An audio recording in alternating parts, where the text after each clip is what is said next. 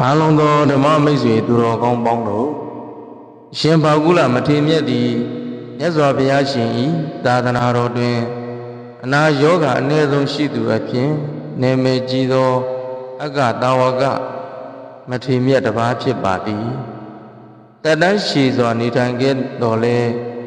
ယောဂဝေဒနာအနှဲငယ်သာကြုံတွေ့ခဲ့ဘူးသူဟုသာသနာသမိုင်းများတွင်ဖော်ပြထားပါသည်ထို့ကြောင့်ရှင်ဘာဝုလ၏ဂုဏ်တော်များကိုအမိပြု၍ရုပ်ဖတ်ပူဇော်သောဤကာရတော်သည်ကိုယ်ကျမ်းမာခြင်းစိတ်ချမ်းသာခြင်းယောဂဗျာကင်းဝေးခြင်းတို့ကိုဆုတောင်းလိုသူများအတွက်အလွန်သင့်လျော်ပါသည်ယောဂဝေဒနာဖြင့်နေထိုင်ရသူများခီးမသွားမီဆေးမကုသမီသို့မဟုတ်နေ့စဉ်ကျမ်းမာရေးအတွက်ဆုတောင်းလိုသူများသည်စိတ်ကြည်နူးတန်ရှင်းစွာဖြင့်ရုပ်ဖတ်ပူဇော်နိုင်ပါသည်တို့အတွက်ဘာကြောင့်ကျွန်ုပ်နှင့်အတူအနာယောဂကင်းကျမ်းမာခြင်းကိုပေးစွမ်းနိုင်သောရှင်ဘာကုလအာရတော်ကိုစတင်ရုပ်ဖတ်ပူဇော်ကြပါကုန်စို့အာဟုလောနမယောထေရောအပပါရဏမုဒ္ဓမောတတေတတတာယုကောဘဂုလန္တနာမမဟံဧတေနသစ္စေနာဘုံညေတာအာရောဇံဟောတုမေတရာဘာဂုလောနာမယောထေရောဘာဂုလဟုအမည်ရှိသောမထေမြတ်သည်အပပါရဏမုဒ္ဓမောယောဂနေဆုံးရှိသူများအနက်အမျက်ဆုံးဖြစ်တော်မူ၏တတေတတတာယုကောနှစ်ပေါင်းရှိစွာအသက်ရှိတော်မူခဲ့၏ဘာဂုလန္တနာမမဟံထိုဘာဂုလမထေမြတ်အားကုသိုလ်ယူကားဂရဝပြုပါ၏ဧတေနသစ္စေနာဘုံညေနာဤသစ္စာတရားနှင့်ကုသိုလ်အပြင်အာရောဇံဟောတုမေတ္တာအမြဲတမ်းကျမ်းမာခြင်းဖြစ်ပါစေတည်းဘာဂုလောနာမယောထေရောအပပါရဏမုဒ္ဓမောတတေတတတာယုကောဘဂုလန္တနာမမဟံဧတေနသစ္စေနာဘုံညေတာအာရောဇံဟောတုမေတရာဘာဂုလောနာမယောထေရောဘာဂုလဟုအမည်ရှိသောမထေမြတ်သည်အပပါရဏမုဒ္ဓမောယောဂနေဆုံးရှိသူများအနက်အမျက်ဆုံးဖြစ်တော်မူ၏တတေတတတာယုကောနှစ်ပေါင်းရှိစွာအသက်ရှိတော်မူခဲ့၏ဘာဂုလန္တနာမမဟံထိုဘာဂုလမထေမြတ်အားကုသိုလ်ယူကားဂရဝပြုပါ၏ဧတေနသစ္စေနာဘုံညေနာဤသစ္စာတရားနှင့်ကုသိုလ်အပြင်အာရောဇံဟောတုမေတ္တာအမြဲတမ်းကျမ်းမာခြင်းဖြစ်ပါစေတည်းအာဟုလောနာမယောထေရောအပပါရဏမုဒ္ဓမောတတေတတတာယုကောဘဂုလန္တနာမမဟံဧတေနသစ္စေနာဘုံညေတာအာရောဇံဟောတုမေတရာဘာဂုလောနာမယောထေရောဘာဂုလဟုအမည်ရှိသောမထေမြတ်သည်အပပါရဏမုဒ္ဓမောယောဂနေဆုံးရှိသူများအနက်အမျက်ဆုံးဖြစ်တော်မူ၏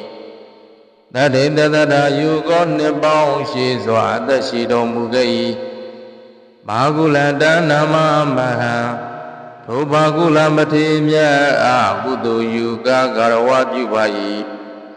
ဧတေနသစ္စေနာဘုံညေနာဤသစ္စာတရားနှင့်ကုသိုလ်အပြင်အာရောဇံဟောတုမေတ္တာအမြဲတမ်းကျမ်းမာခြင်းဖြစ်ပါစေတည်းအာဟုလောနာမယောထေရောအပပါရဏမုဒ္ဓမောတတေတတတာယုကောဘဂုလန္တနာမမဟံဧတေနသစ္စေနာဘုံညေတာအာရောဇံဟောတုမေတရာဘာဂုလောနာမယောထေရောဘာဂုလဟုအမည်ရှိသောမထေမြတ်သည်အပပါရဏမုဒ္ဓမောယောဂနေဆုံးရှိသူများအနက်အမျက်ဆုံးဖြစ်တော်မူ၏တတေတတတာယုကောနှစ်ပေါင်းရှိစွာအသက်ရှိတော်မူခဲ့၏ဘာဂုလန္တနာမမဟံထိုဘာဂုလမထေမြတ်အားကုသိုလ်ယူကားဂရဝပြုပါ၏ ဧတေနသစ္စေနာဘုံခြင်းနာဤသစ္စာတရားနှင့်ကုသိုလ်အပြင်အာရောဇံဟောတုမေတ္တာအမြဲတမ်းကျမ်းမာခြင်းဖြစ်ပါစေတည်းအာဟုလောနာမယောထေရောအပပါရဏမုဒ္ဓမောတတေတတတာယုကောဘဂုလန္တနာမမဟံဧတေနသစ္စေနာဘုံခြင်းနာအာရောဇံဟောတုမေတ္တာဘာဂုလောနာမယောထေရောဘာဂုလဟုအမည်ရှိသောမထေမြတ်သည်အပပါရဏမုဒ္ဓမောယောဂနေဆုံးရှိသူများအနက်အမျက်ဆုံးဖြစ်တော်မူ၏တတေတတတာယုကောနှစ်ပေါင်းရှိစွာအသက်ရှိတော်မူခဲ့၏ဘာဂုလန္တနာမမဟံထိုဘာဂုလမထေမြတ်အားကုသိုလ်ယူကားဂရဝပြုပါ၏ဧတေနသစ္စေနာဘုံခြင်းနာဤသစ္စာတရားနှင့်ကုသိုလ်အပြင်အာရောဇံဟောတုမေတ္တာအမြဲတမ်းကျမ်းမာခြင်းဖြစ်ပါစေတည်းအာဟုလောနာမယောထေရောအပပါရဏမုဒ္ဓမောတတေတတတာယုကောဘဂုလန္တနာမမဟံဧတေနသစ္စေနာဘုံခြင်းနာအာရောဇံဟောတုမေတ္တာဘာဂုလောနာမယောထေရောဘာဂုလဟုအမည်ရှိသောမထေမြတ်သည်အပပါရဏမုဒ္ဓမောယောဂနေဆုံးရှိသူများအနက်အမျက်ဆုံးဖြစ်တော်မူ၏တတေတတတာယုကောနှစ်ပေါင်းရှိစွာအသက်ရှိတော်မူခဲ့၏ဘာဂုလန္တနာမမဟံထိုဘာဂုလမထေမြတ်အားကုသိုလ်ယူကားဂရဝပြုပါ၏ဧတေနသစ္စေနာဘုံခြင်းနာဤသစ္စာတရားနှင့်ကုသိုလ်အပြင်အာရောဇံဟောတုမေတ္တာအမြဲတမ်းကျမ်းမာခြင်းဖြစ်ပါစေတည်းအာဟုလောနာမယောထေရောအပပါရဏမုဒ္ဓမောတတေတတတာယုကောဘဂုလန္တနာမမဟံဧတေနသစ္စေနာဘုံခြင်းနာအာရောဇံဟောတုမေတ္တာဘာဂုလောနာမယောထေရောဘာဂုလဟုအမည်ရှိသောမထေမြတ်သည်အပပါရဏမုဒ္ဓမောယောဂနေဆုံးရှိသူများအနက်အမျက်ဆုံးဖြစ်တော်မူ၏တတေတတတာယုကောနှစ်ပေါင်းရှိစွာအသက်ရှိတော်မူခဲ့၏ဘာဂုလန္တနာမမဟံထိုဘာဂုလမထေမြတ်အားကုသိုလ်ယူကားဂရဝပြုပါ၏ဧတေနသစ္စေနာဘုံခြင်းနာဤသစ္စာတရားနှင့်ကုသိုလ်အပြင်အာရောဇံဟောတုမေတ္တာအမြဲတမ်းကျမ်းမာခြင်းဖြစ်ပါစေတည်းအာဟုလောနာမယောထေရောအပပါရဏမုဒ္ဓမောတတေတတတာယုကောဘဂုလန္တနာမမဟံဧတေနသစ္စေနာဘုံခြင်းနာအာရောဇံဟောတုမေတ္တာဘာဂုလောနာမယောထေရောဘာဂုလဟုအမည်ရှိသောမထေမြတ်သည်အပပါရဏမုဒ္ဓမောယောဂနေဆုံးရှိသူများအနက်အမျက်ဆုံးဖြစ်တော်မူ၏တတေတတတာယုကောနှစ်ပေါင်းရှိစွာအသက်ရှိတော်မူခဲ့၏ဘာဂုလန္တနာမမဟံထိုဘာဂုလမထေမြတ်အားကုသိုလ်ယူကားဂရဝပြုပါ၏ဧတေနသစ္စေနာဘုံခြင်းနာဤသစ္စာတရားနှင့်ကုသိုလ်အပြင်အာရောဇံဟောတုမေတ္တာအမြဲတမ်းကျမ်းမာခြင်းဖြစ်ပါစေတည်းအာဟုလောနာမယောထေရောအပပါရဏမုဒ္ဓမောတတေတတတာယုကောဘဂုလန္တနာမမဟံဧတေနသစ္စေနာဘုံခြင်းနာအာရောဇံဟောတုမေတ္တာဘာဂုလောနာမယောထေရောဘာဂုလဟုအမည်ရှိသောမထေမြတ်သည်အပပါရဏမုဒ္ဓမောယောဂနေဆုံးရှိသူများအနက်အမျက်ဆုံးဖြစ်တော်မူ၏တတေတတတာယုကောနှစ်ပေါင်းရှိစွာအသက်ရှိတော်မူခဲ့၏ဘာဂုလန္တနာမမဟံထိုဘာဂုလမထေမြတ်အားကုသိုလ်ယူကားဂရဝပြုပါ၏ဧတေနသစ္စေနာဘုံခြင်းနာဤသစ္စာတရားနှင့်ကုသိုလ်အပြင် အာရောဇံဟောတုမေတ္တာအမြဲတမ်းကျမ်းမာခြင်းဖြစ်ပါစေတည်းအာဟုလောနာမယောထေရောအပပါရဏမုဒ္ဓမောတတေတတတာယုကောဘဂုလန္တနာမမဟံဧတေနသစ္စေနာဘုံညေနာအာရောဇံဟောတုမေတ္တာဘာဂုလောနာမယောထေရောဘာဂုလဟုအမည်ရှိသောမထေမြတ်သည်အပပါရဏမုဒ္ဓမောယောဂနေဆုံးရှိသူမြတ်အနတ်အမြတ်ဆုံးဖြစ်တော်မူ၏တတေတတတာယုကောနှစ်ပေါင်းရှိစွာအသက်ရှိတော်မူခဲ့၏ဘာဂုလန္တနာမမဟံထိုဘာဂုလမထေမြတ်အားကုသိုလ်ယူကားဂရဝပြုပါ၏ဧတေနသစ္စေနာဘုံညေနာဤသစ္စာတရားနှင့်ကုသိုလ်အပြင်အာရောဇံဟောတုမေတ္တာအမြဲတမ်းကျမ်းမာခြင်းဖြစ်ပါစေတည်းအာဟုလောနာမယောထေရောအပပါရဏမုဒ္ဓမောတတေတတတာယုကောဘဂုလန္တနာမမဟံဧတေနသစ္စေနာဘုံညေနာအာရောဇံဟောတုမေတ္တာဘာဂုလောနာမယောထေရောဘာဂုလဟုအမည်ရှိသောမထေမြတ်သည်အပပါရဏမုဒ္ဓမော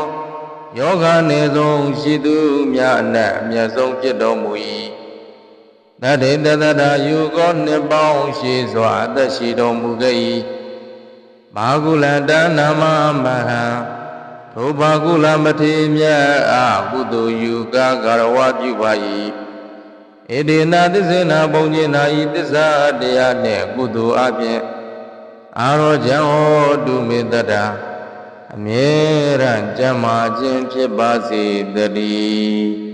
အာဟုလောနာမယောထေရောအပပါရဏမုဒ္ဓမောတတေတတတာယုကောဘဂုလန္တနာမမဟံဧတေနသစ္စေနာဘုံညေနာအာရောဇံဟောတုမေတ္တာ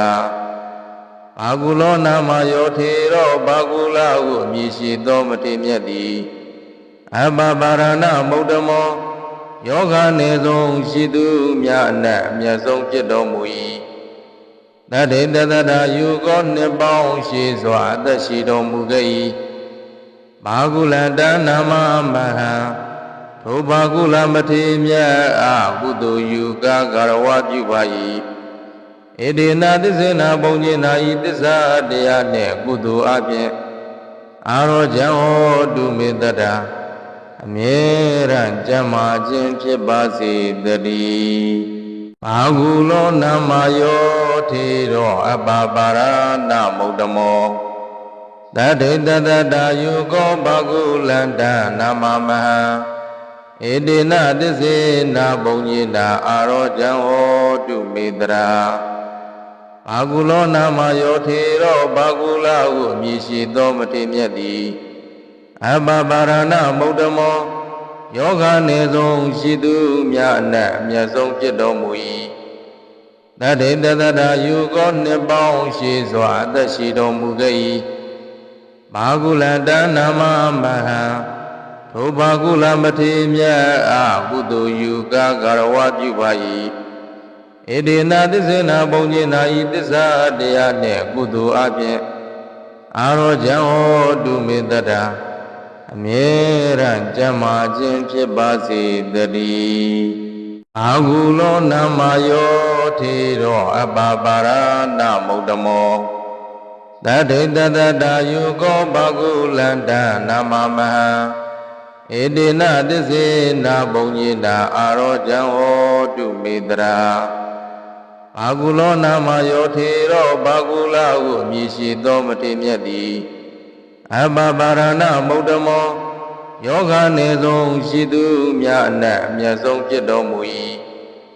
တတေတတတာယုကောနှစ်ပေါင်းရှိစွာအသက်ရှိတော်မူခဲ့၏ဘာဂုလန္တနာမမဟံထိုဘာဂုလမထေမြတ်အားကုသိုလ်ယူကားဂရဝပြုပါ၏ဧတေနသစ္စေနာဘုံညေနာဤသစ္စာတရားနှင့်ကုသိုလ်အပြင်အာရောဇံဟောတုမေတ္တာအမြဲတမ်းကျမ်းမာခြင်းဖြစ်ပါစေတည်း အာဂုလောနာမယောထေရောအပပါရဏမုဒ္ဓမောတတေတတတာယုကောဘဂုလန္တနာမမဟံဧတေနသစ္စေနာဘုံညေနာအာရောဇံဟောတုမေတရာအာဂုလောနာမယောထေရောဘဂုလဟုအမည်ရှိသောမထေမြတ်သည်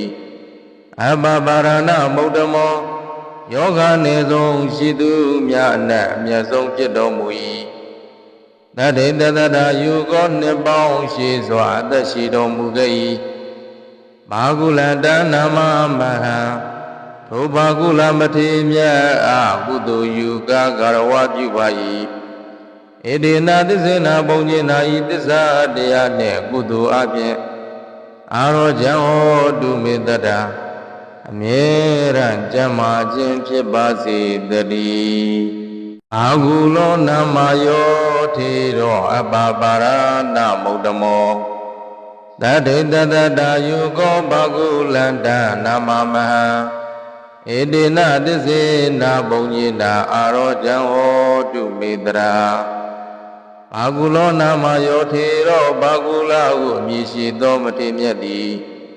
အပပါရဏမုဒ္ဓမောယောဂနေဆုံးရှိသူမြတ်အနတ်အမြတ်ဆုံးဖြစ်တော်မူ၏တတေတတတာယုကောနှစ်ပေါင်းရှိစွာအသက်ရှိတော်မူခဲ့၏ဘာကုလန္တနာမမဟံထိုဘာကုလမထေမြတ်အားကုသိုလ်ယူကားဂရဝပြုပါ၏ဧတေနသစ္စေနာဘုံညေနာဤသစ္စာတရားနှင့်ကုသိုလ်အပြင်အာရောဇံဟောတုမေတ္တာအမြဲတမ်းကျမ်းမာခြင်းဖြစ်ပါစေတည်းအာဂုလောနာမယောထေရောအပပါရဏမုဒ္ဓမောတတေတတတာယုကောဘဂုလန္တနာမမဟံဧတေနသစ္စေနာဘုံညေနာအာရောဇံဟောတုမေတရာအာဂုလောနာမယောထေရောဘဂုလဟုအမည်ရှိသောမထေမြတ်သည်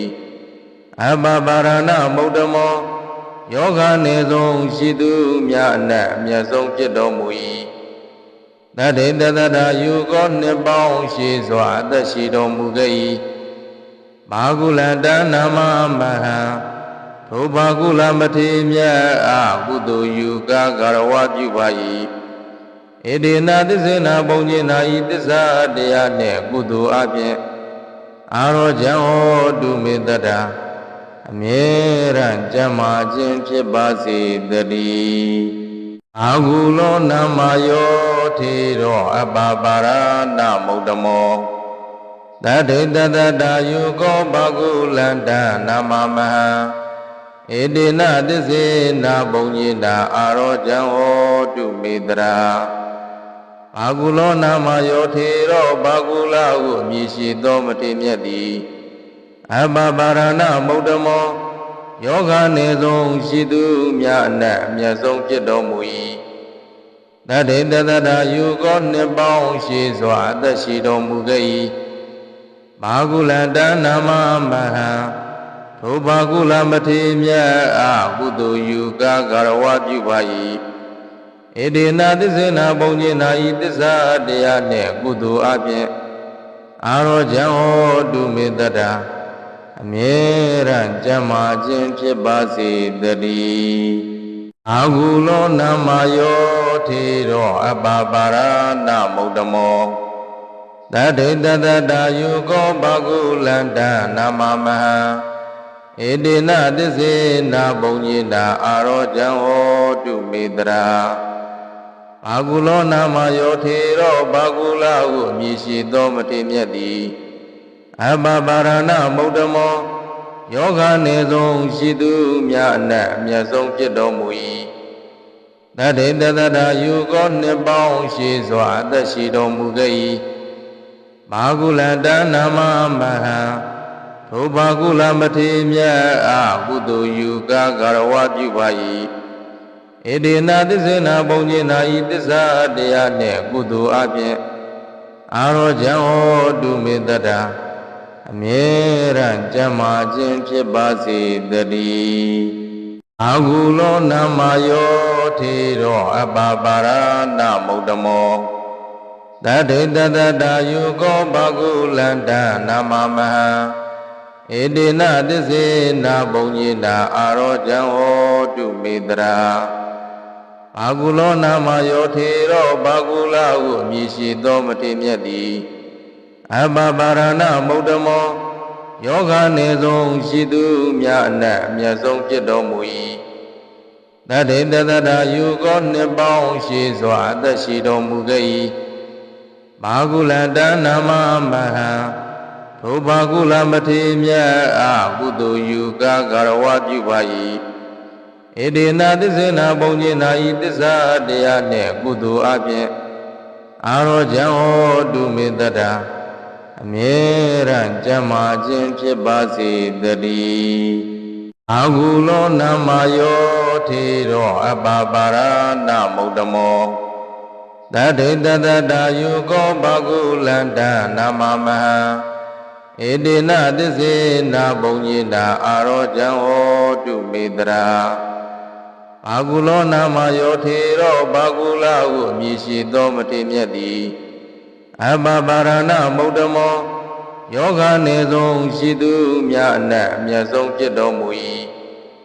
တတေတတတာယုကောနှစ်ပေါင်းရှိစွာအသက်ရှိတော်မူခဲ့၏ဘာဂုလန္တနာမမဟံထိုဘာဂုလမထေမြတ်အားကုသိုလ်ယူကားဂရဝပြုပါ၏ဧတေနသစ္စေနာဘုံညေနာဤသစ္စာတရားနှင့်ကုသိုလ်အပြင်အာရောဇံဟောတုမေတ္တာအမြဲတမ်းကျမ်းမာခြင်းဖြစ်ပါစေတည်းအာဟုလောနာမယောထေရောအပပါရဏမုဒ္ဓမောတတေတတတာယုကောဘဂုလန္တနာမမဟံဧတေနသစ္စေနာဘုံညေနာအာရောဇံဟောတုမေတရာ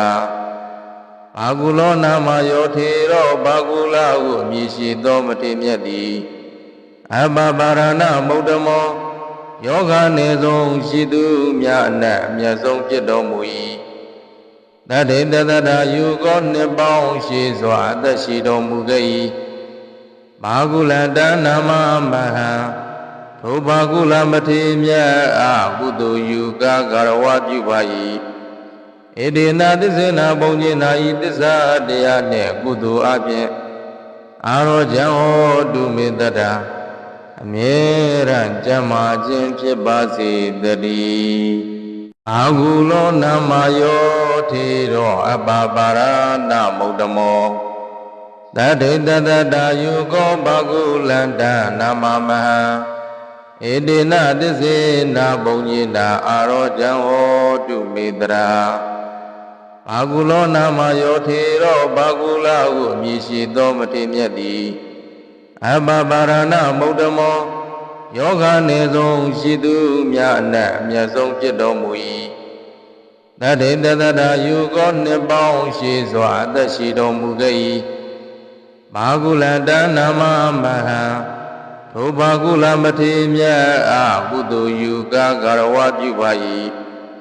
ဧတေနသစ္စေနာဘုံညေနာဤသစ္စာတရားနှင့်ကုသိုလ်အပြင်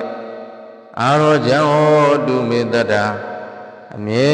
တမ်းကျမ်းမာခြင်းဖြစ်ပါစေတည်း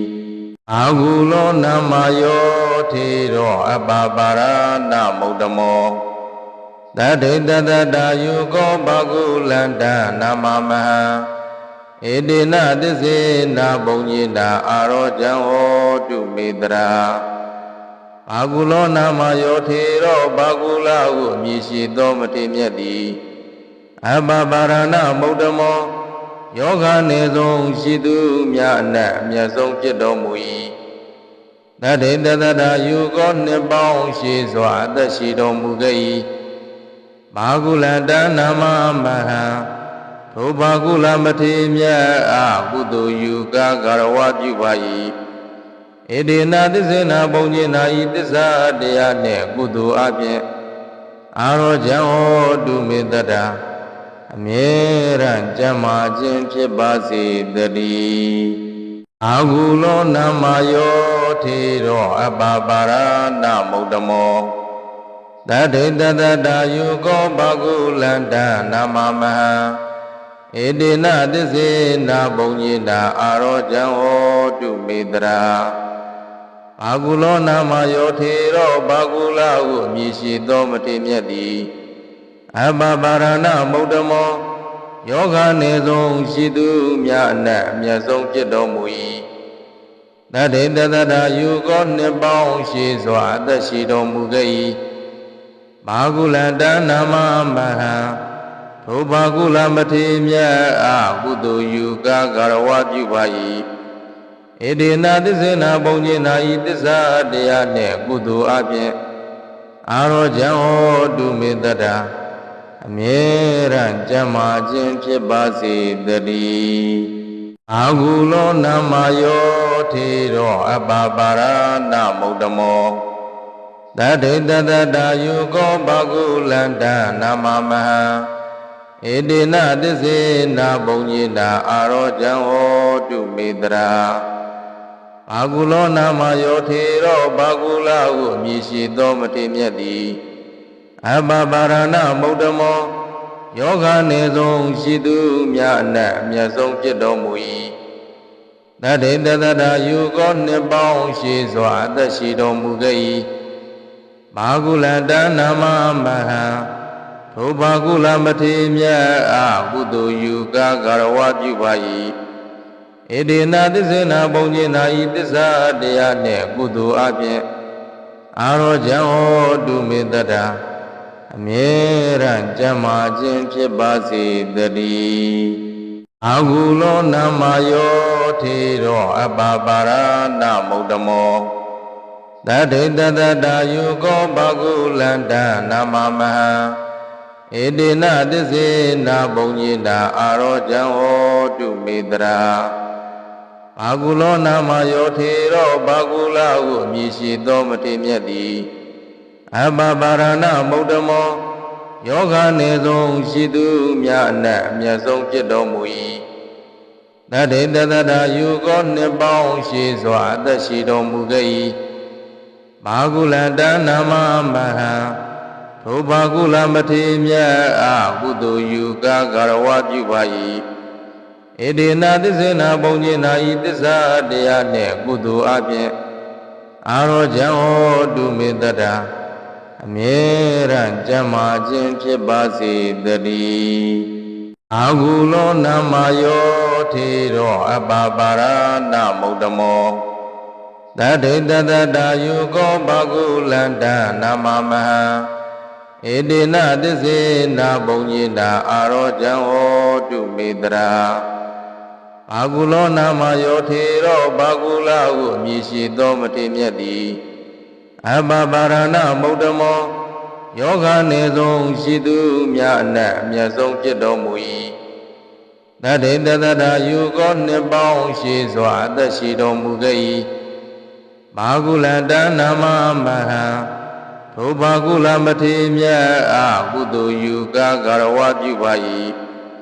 ဧတေနသစ္စေနာဘုံညေနာဤသစ္စာတရားနှင့်ကုသိုလ်အပြင်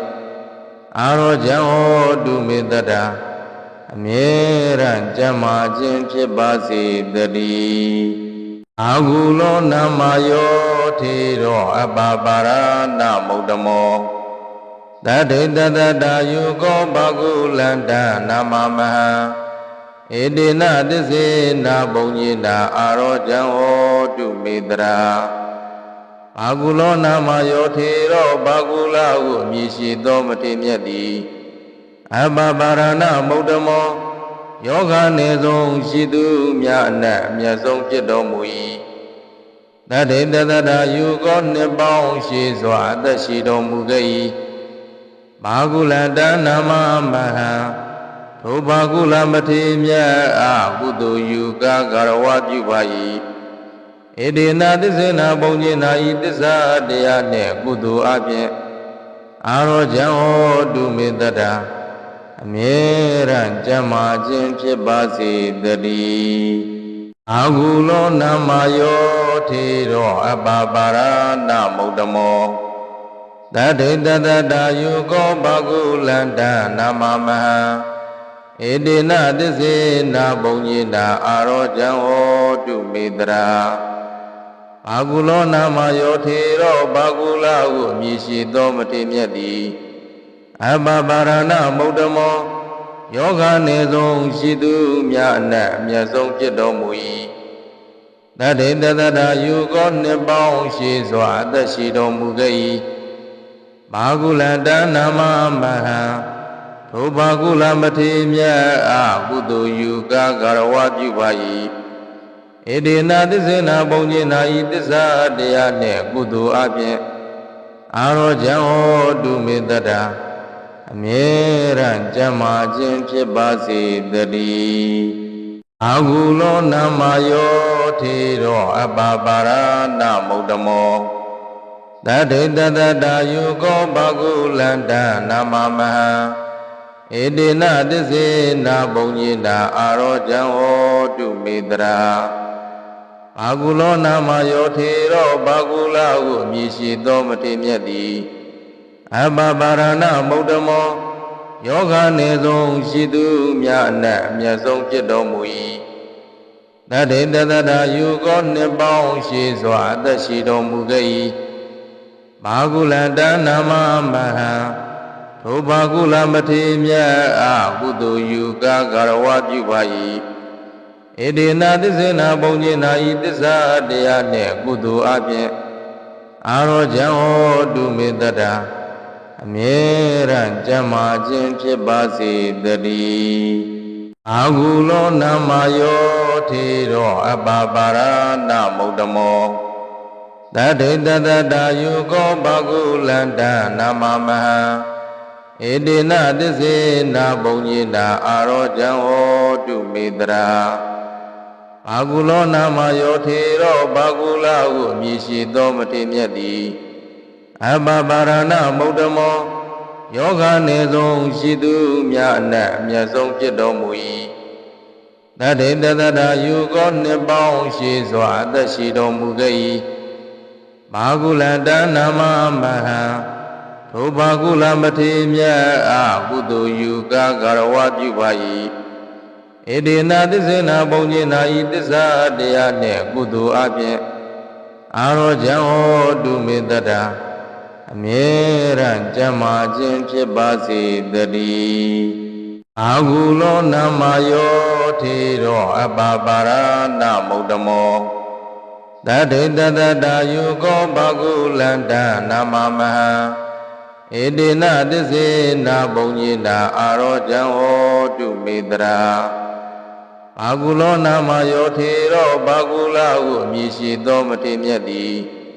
အဘပါရဏမုဒ္ဓမောယောဂနေဆုံးရှိသူများအနက်အမြတ်ဆုံးဖြစ်တော်မူ၏တတေတတရာယုကောနှစ်ပေါင်းရှိစွာအသက်ရှိတော်မူခဲ့၏ဘာကုလတနာမမဟံထိုဘာကုလမထေမြတ်အားကုသိုလ်ယူကားဂရဝပြုပါ၏ဣတိနာသစ္စေနာဘုံညေနာဤသစ္စာတရားနှင့်ကုသိုလ်အပြင်အာရောဇံဟောတုမေတ္တာအမြဲတမ်းကျမ်းမာခြင်းဖြစ်ပါစေတည်း